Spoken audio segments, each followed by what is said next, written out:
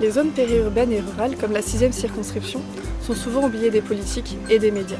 Pourtant, les problèmes, il y en a, notamment les problèmes de l'environnement, de l'écologie, parce que souvent c'est ce qu'on vient chercher dans la 6e circonscription, le cadre de vie.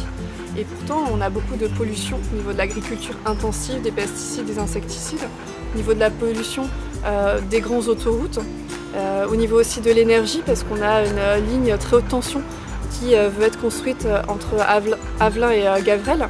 Et ça pose des problématiques environnementales, mais aussi des problématiques de santé. Et notamment quand il y a beaucoup d'habitants, enfin la majorité des habitants et des maires de communes, des élus de communes qui sont contre ce projet-là, et que l'ancienne ministre, Mme Ségolène Royal, qui ne prend même pas la peine de contacter les associations qui sont concernées par ce projet-là pour comprendre leur avis, c'est pas normal. Et c'est pour ça qu'il faut que les habitants soient écoutés. Et c'est ce que je ferai en tant que députée, et je lutterai contre le projet de la ligne THT. Il y a aussi le problème des services publics de proximité et des communes, parce que les communes aujourd'hui sont sous-dotées. Et avec le projet du gouvernement Macron et de la suppression de 80% de la taxe d'habitation, ça risque de poser des problèmes énormes aux communes, parce que c'est un des points de financement qui est le plus important. Et c'est les communes qui fixent le taux de la taxe d'habitation. Donc ça poserait des problèmes de sous-dotation, alors que les communes sont déjà très en deçà du budget qu'elles auraient besoin. Ça pose aussi le problème des services publics de proximité, avec la baisse du nombre de fonctionnaires, avec la suppression de beaucoup de fonctionnaires. Et c'est les petites communes et les services de proximité qui vont en pâtir, c'est-à-dire les écoles, c'est-à-dire les services qu'on a besoin, des EHPAD, des hôpitaux, toutes ces choses-là. Et donc c'est pour ça qu'il faut se battre et qu'il faut demander plus d'investissement dans les communes de la 6e circonscription, dans les communes rurales de proximité en général. Il faut demander aussi qu'il y ait un investissement. Par exemple, on demande avec l'Avenir en commun 60 000 enseignants en plus pour permettre de garder les écoles de proximité dans notre circonscription.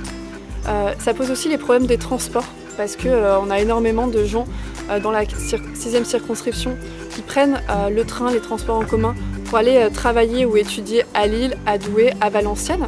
Et malheureusement, on se retrouve avec de plus en plus de voitures qui n'arrivent pas à se garer sur les parkings, qui utilisent des trains qui sont bondés et qui sont chers. Et on supprime à côté, par exemple, le train qui faisait Orchy-Ascq et qui permettait à des gens qui habitaient à Sizouin, par exemple, de pouvoir aller plus rapidement à Lille. Et à Villeneuve-d'Ascq ou des choses comme ça. Et ça serait un projet, le projet notamment qui était de tram de faire Ascq-Orchy, qui pourrait être remis en place avec le programme L'Avenir en commun, puisqu'on demande justement un maillage plus dense des transports publics et de proximité, et surtout des transports qui seraient plus écologiques et beaucoup moins chers.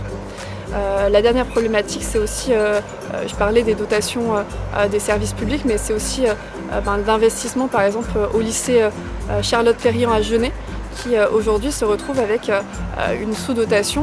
Il manque 10 classes cette année, il en manquera 15 l'année prochaine. Et la Pével, c'est une des régions qui est le plus en expansion autour de la métropole de Lille. Et on ne va pas s'améliorer avec les années. Et donc nous, on demande qu'il y ait une dotation beaucoup plus importante pour ce lycée-là, parce que c'est pas parce qu'il est en zone rurale qu'il est bien desservi en termes de budget et de moyens. Et notamment, Xavier Bertrand et M. Lazaro étaient venus dans ce lycée et n'ont pas apporté de solution, ils n'ont même pas écouté l'association des parents d'élèves. Et moi j'y étais et je suis là pour les soutenir et pour demander qu'il y ait des moyens qui soient mis en place pour que les élèves puissent travailler dans de bonnes conditions. Et c'est toutes ces choses-là, mais on peut parler d'énormément de choses. On peut parler des retraités qui vont souffrir de l'augmentation de la CSG. On peut parler des fonctionnaires qui ont peur pour leur poste. On peut parler de la précarité dans certaines villes qui sont très proches du bassin minier et du Pas-de-Calais. On peut parler d'énormément de choses sur cette circonscription.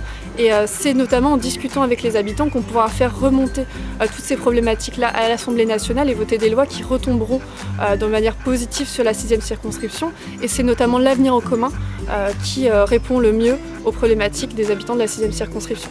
Donc les 11 et 18 juin, vous pouvez voter pour une députée combative qui saura porter vos revendications à l'Assemblée nationale.